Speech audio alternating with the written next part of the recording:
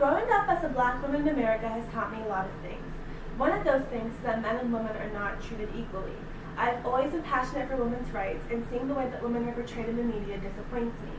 Our media indirectly fuels the sexualizing of women, slut-shaming, and rape culture. In the U.S. and many other countries, women are judged by their appearances and placed into categories without consideration of their personalities or beliefs.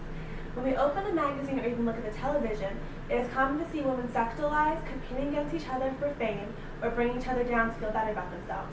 This affects self-esteem at a very young age. Young girls are exposed to women being negatively portrayed on television, and also to believe that women who are more attractive are better than others. In children's toys, it is often to see female dolls in short skirts and thigh-high boots, opposed to male dolls who are fully clothed. Beauty pageants who are fully clothed. Beauty pageants are often televised, and girls as young as 5 are placed against each other to compete with unrealistic beauty standards.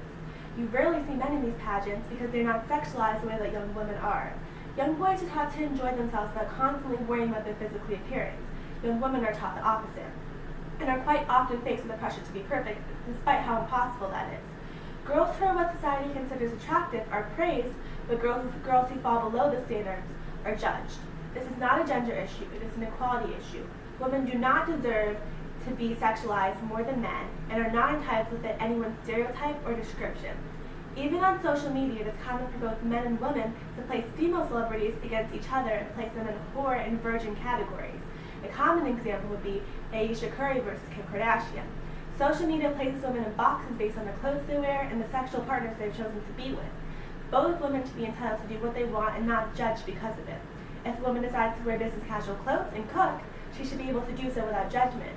If a woman decides to wear shorter clothing and go out to nightclubs, she should be able to do so without judgment.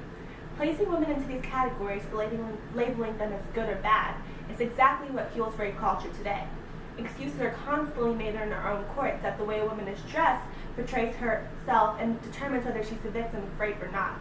I believe this is wrong morally and ethically. What people do not understand is that these beliefs start in our own homes, on television, movies, the internet, and even books. Women are often portrayed as the weaker sex, and masculinity is praised. Women are often portrayed as needing to be saved, rescued, or protected. There are fewer leading female roles than male roles, and when women do get the leading roles, they are often sexualized and placed in bossy, bitchy narratives. Young women seeing this negativity in our media outlets can cause them to have low self-esteem. We need to empower young women and teach them to have confidence in themselves. Women should be able to feel confident despite their appearance and know that their self-worth is more than just to be pleasing aesthetically and sexually.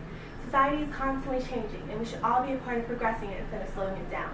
The way women are treated is an issue that is not going to change overnight, but is definitely an achievable goal. My name is Vanessa Johnson, and this has been my brief and spectacular video.